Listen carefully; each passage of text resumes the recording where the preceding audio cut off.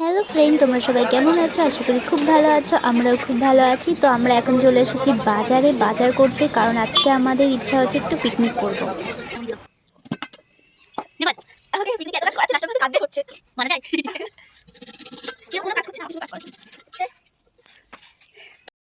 আজকে আমরা পিকনিক করছি। তো আমাদের পিকনিকের মেনু হলো ফ্রাইড রাইস অ্যান্ড চিকেন কষা। তো ফ্রাইড রাইসের জন্য আমরা অনেক কিছু কেটেছি, সেগুলো হলো বিনস, গাজর, মটরশুঁটি আর দুঃখবশত ক্যাপসিকামটা আনতে ভুলে গেছি।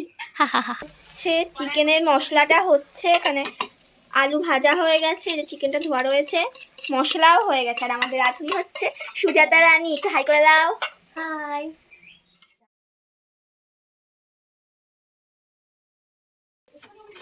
আটা ছড়া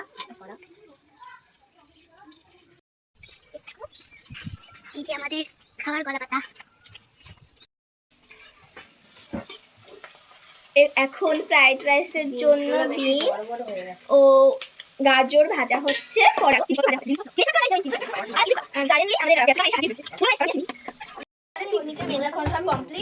স্যালাড, এখানে চিকেন আর এখানে ফ্রাইড রাইস। তো আমরা এখন খেতে বসার পালা শুরু।